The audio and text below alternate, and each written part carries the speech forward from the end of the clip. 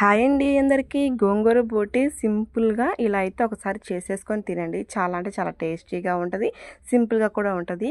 First time try చేసిన వాళ్ళు కూడా చాలా చాలా బాగా చేసుకొని తింటారు. వెయిట్ చేయకుండా ఇంకా వీడియోలోకి వెళ్ళిపోదాము. స్కిప్ చేయకుండా పూర్తి వీడియో అయితే చూసేసేయండి. ముందుగా గోంగూరని శుభ్రంగా కడిగేసుకొని ఒక తపాల్లో అయితే వేసేసుకొని కొన్ని నీళ్ళు అయితే పోసేసుకొని గుప్పెడు పచ్చిమిరకాయలు అయితే వేసేసుకోండి.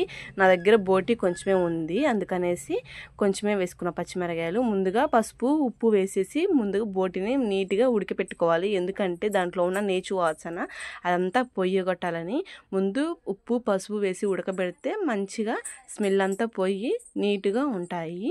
ఈ లోపల ఇంకా గోంగూర అయితే ఒక టమాటా కూడా వేసేసుకొని చక్కగా ఉడికించుకోండి మెత్తగా.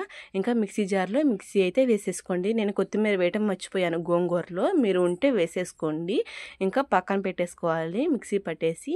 తర్వాత మళ్ళీ అదే కళాయిలో ఇంకా ఆయిల్ అయితే పోసేసుకోవాలి. ఆయిల్ పోసేసుకున్నాను నేను 3 స్పూన్స్ ఆయిల్ అయితే పోసేసుకున్నాను. ముందుగా చాప్ చేసుకున్న ఆనియన్స్ చిల్లీస్ అయితే సన్నగా తరిగేసేసుకొని ఆయిల్ అయితే వేసేసుకున్నాను. చక్కగా వేయించుకోవాలి. బంగారం రంగులో వచ్చేంతసేపు చక్కగా వేయించుకోవాలి. వేయించుకుంటే మంచి ఫ్లేవర్ బాగుండిద్ది. ఇంకా వేగినా కూడా తినడానికి చాలా టేస్టీగా కూడా ఉంటుంది. ఇంకా కొంచెం అంటే కొంచెం అల్లం వెల్లుల్లి పేస్ట్ కూడా వేసేసాను. వేసేసి హైలో పెట్టేసేసుకొని దగ్గరుండి చక్కగా వేయించుకుంటూ ఉన్నాను. ఇలా దగ్గరగా వేయించేసుకుంటూ పచ్చి వాసన అంతా పోయేలాగా వేయించుకోవాలి. పచ్చి వాసన పోయకుండా అలానే వేసేసుకుంటే కూరంతా అల్లం వెల్లుల్లి పేస్ట్ వాసనే వస్తుంది. ఎందుకంటే అందుకనేసి ఇంకా బోటీలో కొంచెం పసుపు వేసా కదా, అందుకని ఇక్కడ కూడా కొంచెం 1/2 టీ స్పూన్ కూడా కాదు, కొంచెం చిటికెడైతే పసుపు కూడా వేసేసుకున్నాను. పసుపు కూడా వేసేసుకొని మంచిగా వేగించుకోవాలి. వేయించుకున్న తర్వాత మంచి స్మెల్ అయితే వస్తుంది. అప్పుడు ముందుగా ఉడకబెట్టుకున్న ఉప్పు పసుపు వేసుకున్న బోటి ముందుగా ఉడకబెట్టేసుకున్నా కదా, ఆ బోటిని తీసుకొచ్చేసి ఈ తాలింపులో వేసేసి కలతిప్పాలి. కలతిప్పి కొంచెం ఒక 5 మినిట్స్ 10 మినిట్స్ అలా కలతిప్పుకోండి, సరిపోతుంది.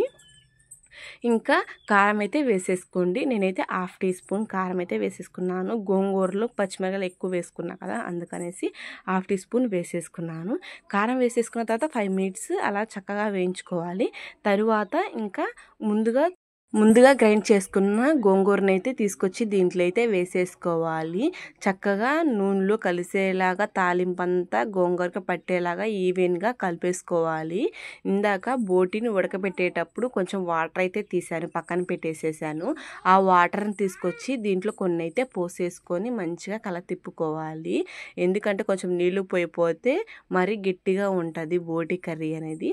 అందుకనేసి కొన్ని నీళ్ళు అయితే పోసేసుకొని ఒక 5 మినిట్స్ అటు ఇటు తిప్పేసి మూత పెట్టేసి ఒక 5 మినిట్స్ మగ్గపెట్టిన తర్వాత ఉప్పు కారం సరిపోయిందో లేదో చూసేసుకోండి. నాకు ఇంకా కారం అయితే సరిపోలేదు, అందుకనేసి ఇంకా ఒక 1/2 టీ స్పూన్ అయితే కారం అయితే వేసేసుకున్నాను. తర్వాత సాల్ట్ కూడా కొంచెం తగ్గింది, అందుకనేసి సాల్ట్ కూడా వేసేసుకున్నాను కొంచెం. ఇంకా మీకు టేస్ట్ తగ్గట్లయితే వేసేసుకోనండి. బోటీలో ముందుగా ఉడకబెట్టేటప్పుడు కొంచెం కల్లుప్పు వేసా కదా, ఇంకా తర్వాత ఉప్పు అయితే వేయలేదు.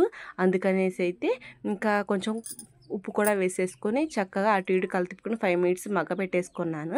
తర్వాత 1/2 టీ స్పూన్ ఇంకా ధనియా పౌడర్ కూడా వేసేసుకొని మంచిగా కలతిప్పుకొని ధనియా పౌడర్ అంతా మంచిగా స్మెల్ అంతా పోయేలాగా మంచిగా కూర అంతా మంచి స్మెల్ వచ్చేలాగా చక్కగా కలతిప్పుకొని మూత అయితే పెట్టేసుకొని 5 మినిట్స్ ఉంచేసుకొని స్టవ్ ఆఫ్ చేసుకుంటే గోంగూర బోటి కర్రీ రెడీ.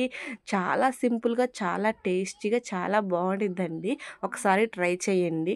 అలాగా 5 మినిట్స్ కలతిప్పుకొని మూత అయితే పెట్టేసుకొని 5 మినిట్స్ మగ్గించుకొని ఇంకా కొత్తిమీర దించేటప్పుడు ఇంకా కొత్తిమీర అయితే సన్నగా తరిగేసుకొని కొత్తిమీర కూడా వేసేసుకుంటే టేస్టీ బోటి కర్రీ రెడీ. ఇలాంటి మరెన్నో వీడియోస్ కోసం సబ్స్క్రైబ్ చేసేసుకోండి.